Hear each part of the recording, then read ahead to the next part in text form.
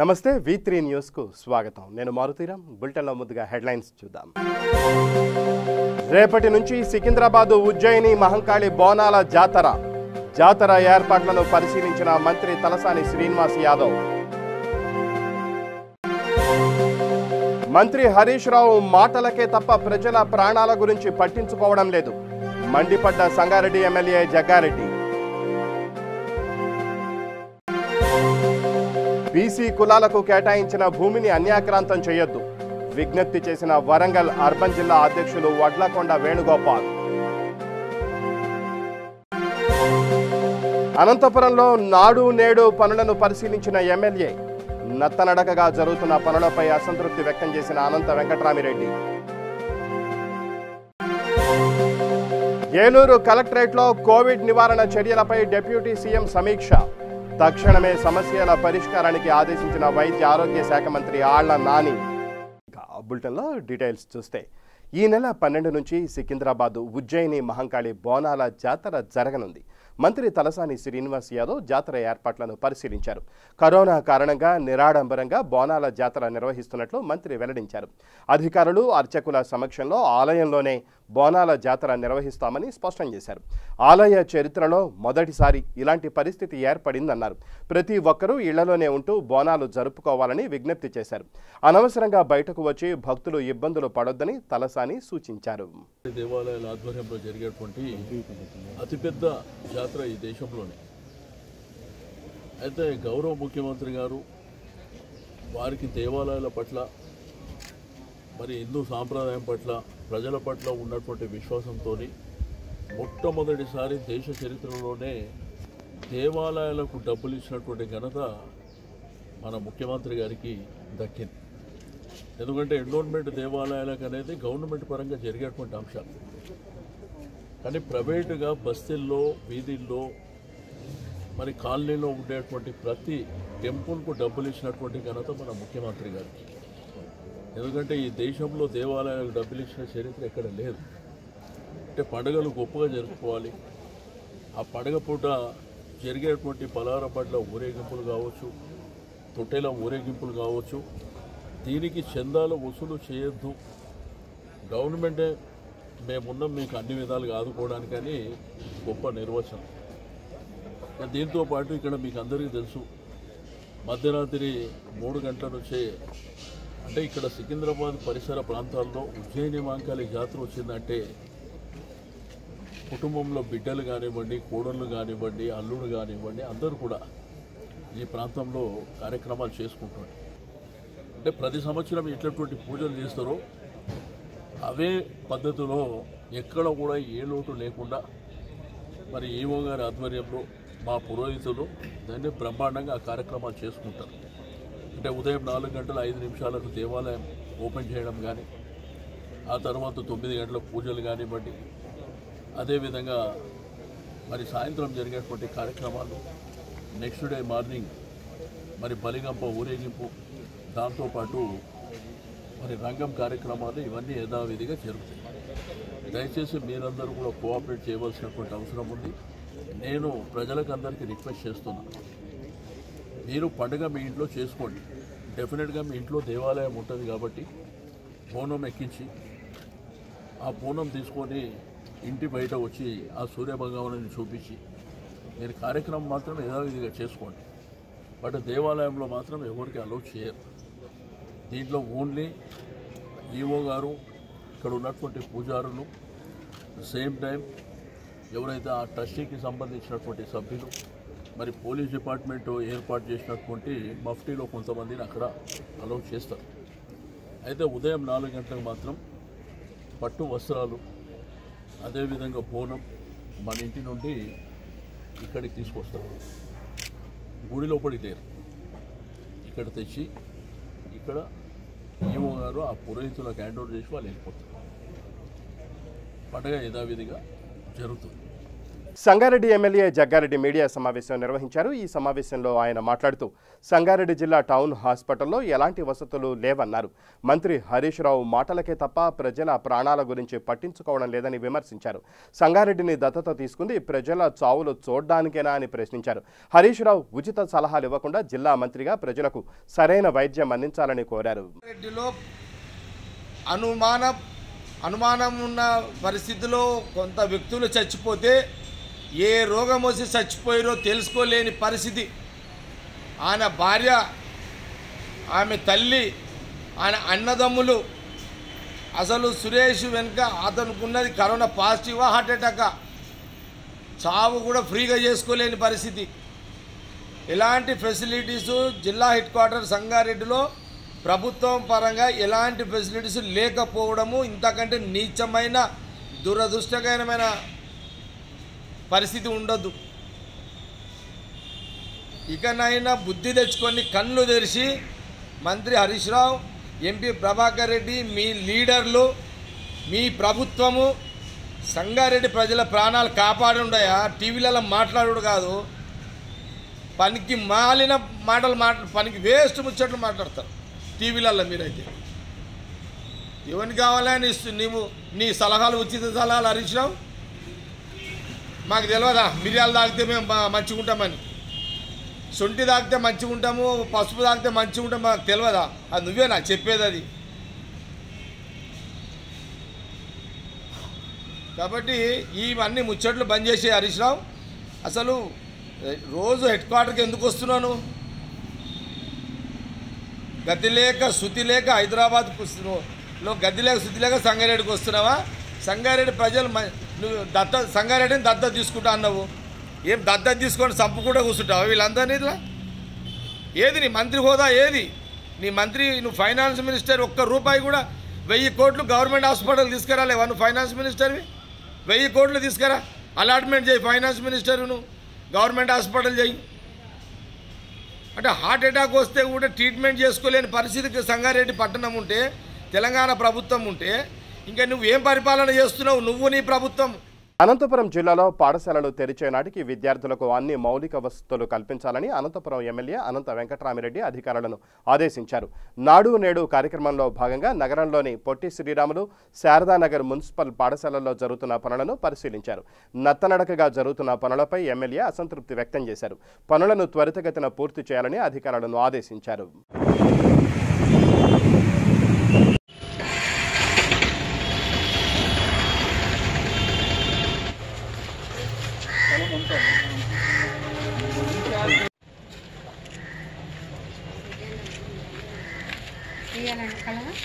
రాష్ట్రంలో ఒక విప్లవాత్మకమైన చర్యలు తీసుకోవాలని చెప్పేసి, మరీ ముఖ్యంగా కూడా విద్యకును ఆరోగ్యానికి అత్యధికమైన ప్రాధాన్యత కూడా సంక్షేమ కార్యక్రమంతో ఈ 2 దానిలకు కూడా ఇస్తూనే పోతున్నారు జగన్మోహన్ రెడ్డి.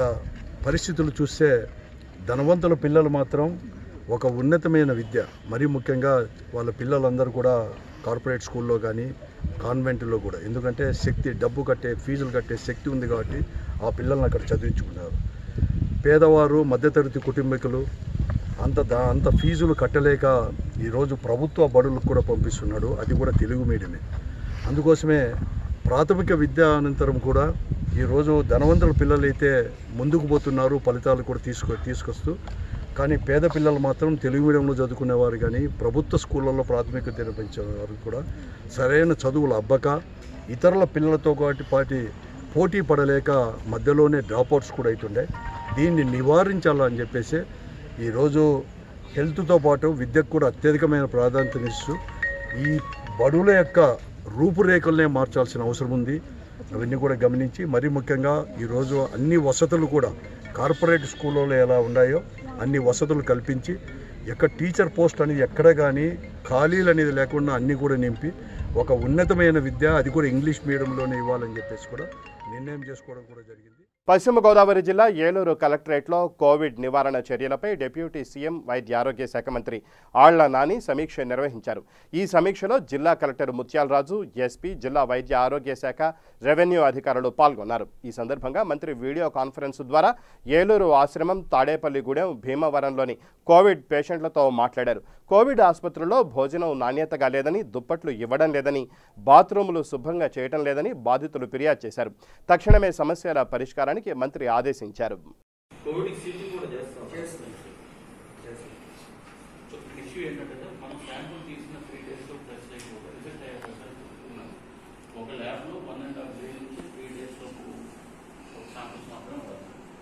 పెండింగ్ ఎన్ని ఉన్నాయి మన డిస్ట్రిక్ట్ ఏలూరు ల్యాబ్స్ లో పెండింగ్ ఉన్నాయి. 5,590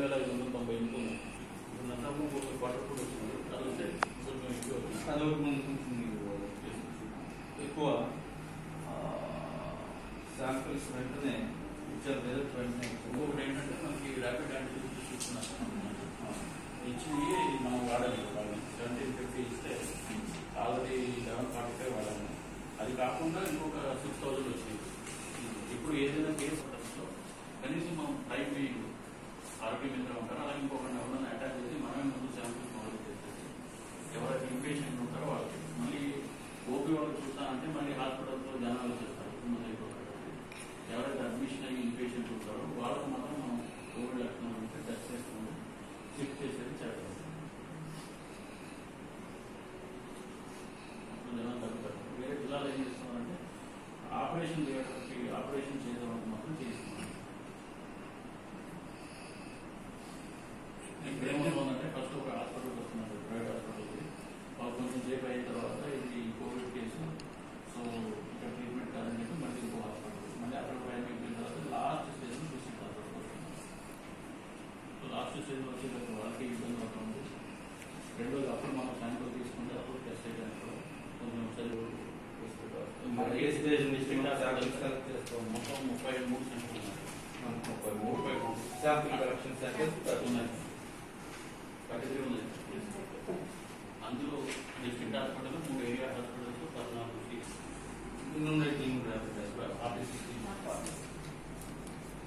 సో శాంపుల్ తీయడం వరకు ఇబ్బంది లేదు. శాంపుల్ తీసేస్తాం కానీ మనం టెస్టింగ్ అంత కెపాసిటీ పెడితే మనకి ఈజీ అవుతుంది. సెన్సిటివ్ వచ్చేస్తే మనం ప్రైవేట్ ల్యాబ్స్ మనం ప్రైవేట్ హాస్పిటల్లో అపోలో, విజయవాడ అటాచ్ చేసేస్తాం.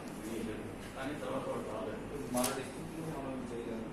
ప్రైవేట్ హాస్పిటల్స్ మనం ముందు ఒక ఆశ్రమే కదా, అది కాకుండా మిగతా వాళ్ళు కారణం చేసే కెపాసిటీ ఉంది. 2,00,000 ఉన్నాయా ప్రైవేట్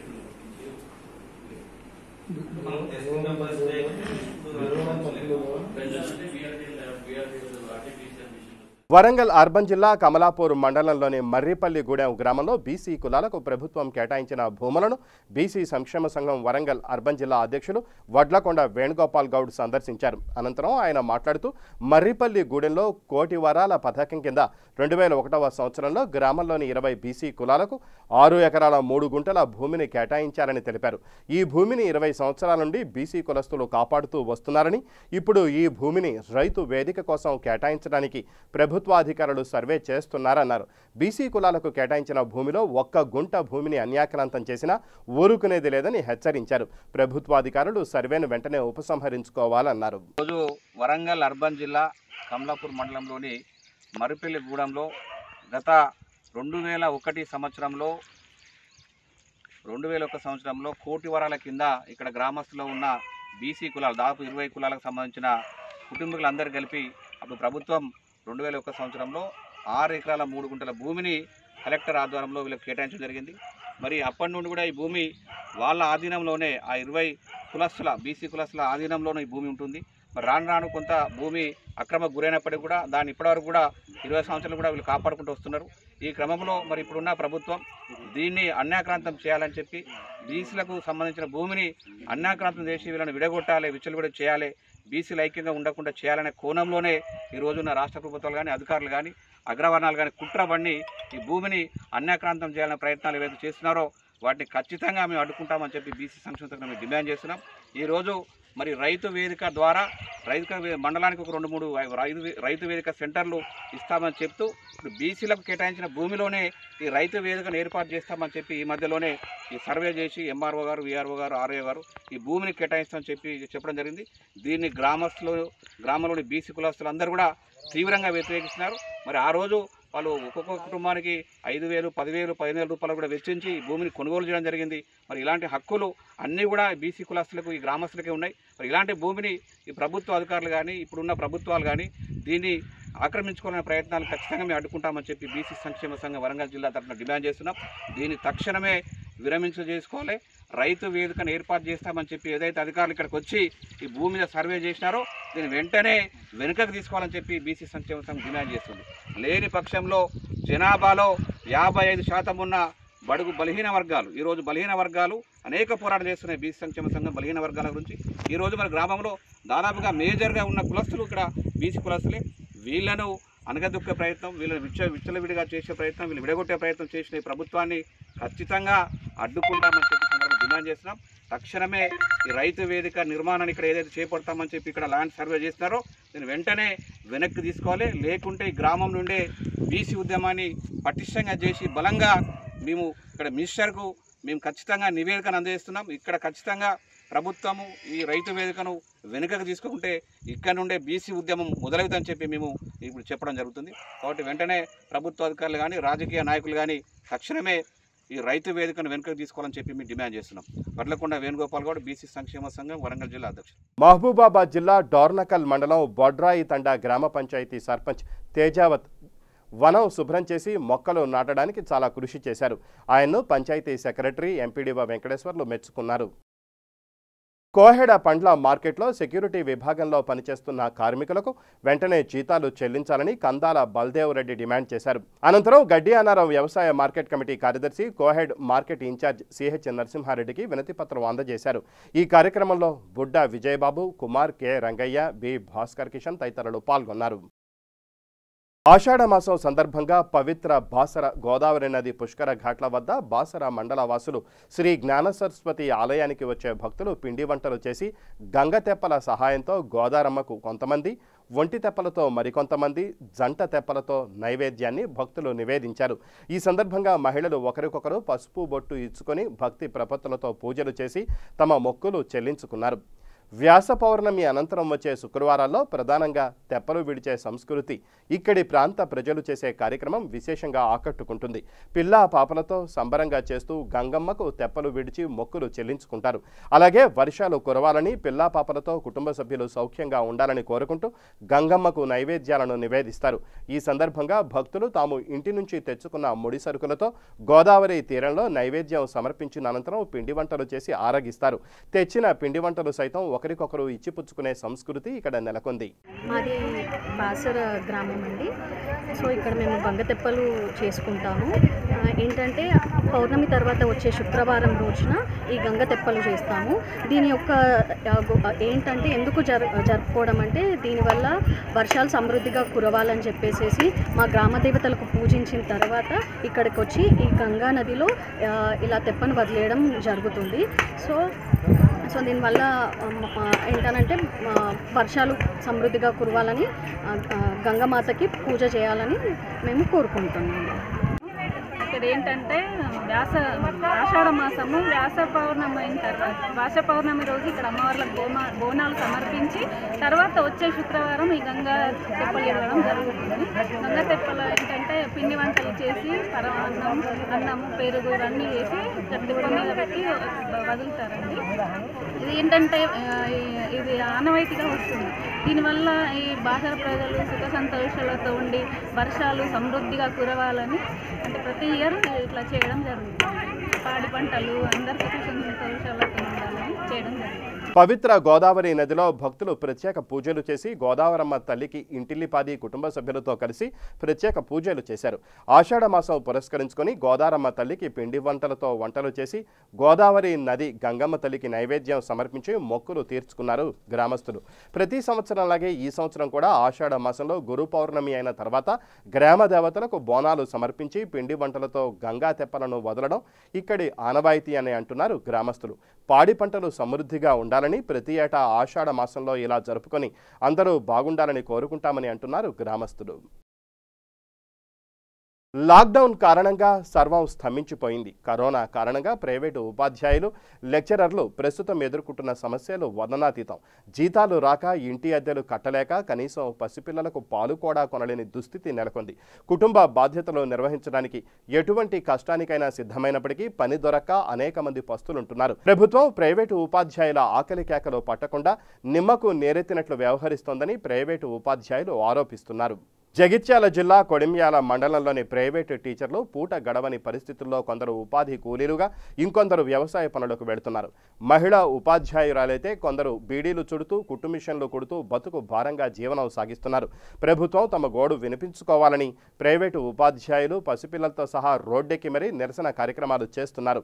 తమకు న్యాయం చేయాలని వేడుకుంటున్నారు. తెలంగాణ రాష్ట్రం సాధించడానికి రోడ్డెక్కి నిరసనలు తెలిపి, ఇప్పుడు సాధించిన తెలంగాణలో కూడా రోడ్డెక్కి నిరసనలు తెలుపుతూ తమ బ్రతుకుల్లో ఆశించిన మార్పు రాలేదని ఉపాధ్యాయులు, లెక్చరర్లు తీవ్రంగా మదన పడుతున్నారు. తెలంగాణ ప్రభుత్వం ఏర్పడిన తర్వాత టీఆర్ఎస్ పాలనలో ప్రభుత్వ ఉపాధ్యాయ ఉద్యోగ ఖాళీలు ఇప్పటి వరకు ప్రభుత్వం భర్తీ చేయలేదు. అయినప్పటికీ ఉపాధ్యాయ వృత్తిపై భావి తెలంగాణ పౌరులని తీర్చిదిద్దాలనే దృఢ సంకల్పంతో, ఒక సమున్నత ఆశయంతో ప్రైవేటు విద్యారంగంలో ఉపాధ్యాయులుగా కొనసాగుతున్నారు.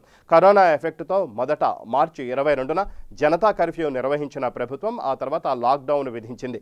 ఫలితంగా ప్రైవేటు టీచర్లందరూ ఇళ్లకే పరిమితమయ్యారు. దీంతో ఉపాధి లేక ఇల్లు గడవడం కష్టంగా మారిందని ప్రైవేటు ఉపాధ్యాయులు ఆవేదన వ్యక్తం చేస్తున్నారు.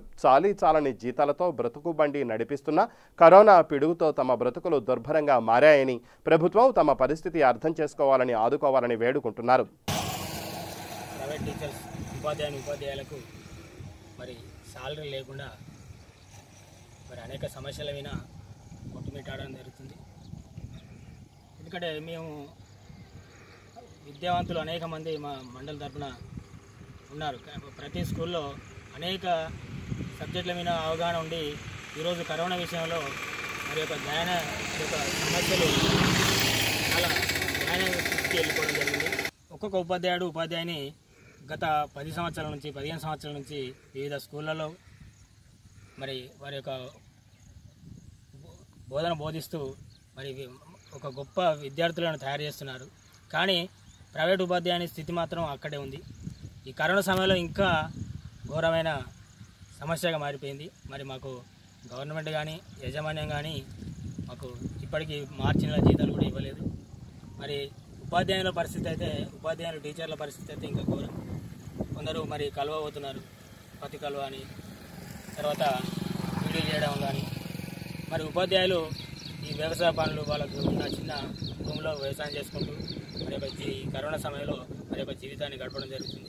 మరి ఈ సమస్యను ప్రభుత్వం దృష్టికి తీసుకుపోతూ మరి యాజమాన్యాలు కూడా మాకు సహకరించి మమ్మల్ని ఈ కరోనా నుంచి గట్టెక్కించాలని మా యొక్క ప్రార్థన. నా పేరు సురేష్. నేను గురుకుల పాఠశాలలో పార్ట్ టైం టీచర్గా పనిచేస్తున్నాను. ఈ మార్చి 15 తర్వాత ఎప్పుడైతే రాష్ట్ర ప్రభుత్వం టోటల్ లాక్డౌన్ విధించిందో అప్పటి నుండి టోటల్ ప్రైవేట్ పాఠశాలలు, ప్రభుత్వ పాఠశాలలు మూతపడేసరికి మాకు అసలు ఉపాధి లేకుండా పోయింది. మరి మాకు మార్చి 15 తర్వాత నుండి ఎలాంటి జీతాలు లేకపోయేసరికి మా బ్రతుకు గడవడం చాలా దుర్బలంగా మారింది. ఈ ప్రత్యేక పరిస్థితుల్లో ఏం చేయడం పరిస్థితుల్లో మేము కూలీగా మారినాము. ఇక్కడ ఉన్న వ్యవసాయ పనులు కూలికి వచ్చినాము. మాకు వచ్చేది రోజుకు 200 రూపాయలు వస్తుంది. ఈ 200 రూపాయలతో పూటగడం కష్టంగా ఉంది. మరి దీన్ని దృష్టిలో పెట్టుకొని రాష్ట్ర ప్రభుత్వం కానీ, లేకపోతే మా యజమానులు కానీ మాకు పూర్తి వేతనాలు చెల్లించాలని, మార్చి నుండి ఇప్పటి వరకు మాకు వేతనాలు లేవు. ఆ వేతనాలు చెల్లించి మమ్మల్ని ఆర్థికంగా ఆదుకోవాలని మేము మీ మీడియా ద్వారా విన్నవించుకుంటున్నాము. అదేవిధంగా రాష్ట్ర ప్రభుత్వం కూడా స్పందించి మరి ప్రైవేట్లో పనిచేస్తున్న ఉపాధ్యాయులకు, మరి ఇంకా వివిధ రకాల పాఠశాలలో పనిచేస్తున్న పార్ట్ టైం అధ్యాపకులు కానీ, టీచర్లు కానీ వాళ్ళందరికీ ఏదో ఒక రూపంలో ఆదుకోవాలని నేను కోరుతున్నాను. కనీసం మాకు బ్యాంక్ ద్వారా లోన్లు కానీ, లేదా సబ్సిడీలు కానీ ఏదో విషయంలో అయితే మాకు కొద్దిగా ఆర్థికంగా ఆసరా ఉంటుందని మేము ఈ మీడియా ద్వారా వినియోగించుకుంటున్నాము. మరి ఈ కోవిడ్-19 దీనివల్ల ప్రభుత్వ ఉపాధ్యాయులు దారుణ పరిస్థితికి వెళ్ళిపోయారు. ఇంకా లేడు ఉపాధ్యాయులు అయితే పాపం వాళ్ళకు ఎటు చేయలేని పరిస్థితుల్లో వాళ్ళు కూలీగా మారారు. వాళ్ళు ఇట్లా పత్తి కలవడము, లేకపోతే ఇంకా ఇతర కూలీలు చేసుకుంటున్నారు. కొంతమంది అడ్డకూలీగా మారారు. మరి దీన్ని దృష్టిలో పెట్టుకొని ప్రభుత్వం మాకు ఏదో ఆర్థిక సాయం చేయాలని మేము మీ మీడియా ద్వారా కూర్చున్నాం. ఇక బులెటిన్ ముగించే ముందు హెడ్లైన్స్ మరోసారి. రేపటి నుంచి సికింద్రాబాద్ ఉజ్జయిని మహంకాళి బోనాల జాతర. జాతర ఏర్పాట్లను పరిశీలించిన మంత్రి తలసాని శ్రీనివాస్ యాదవ్. మంత్రి హరీష్ రావు మాటలకే తప్ప ప్రజల ప్రాణాల గురించి పట్టించుకోవడం లేదు. మండిపడ్డ సంగారెడ్డి ఎమ్మెల్యే జగ్గారెడ్డి.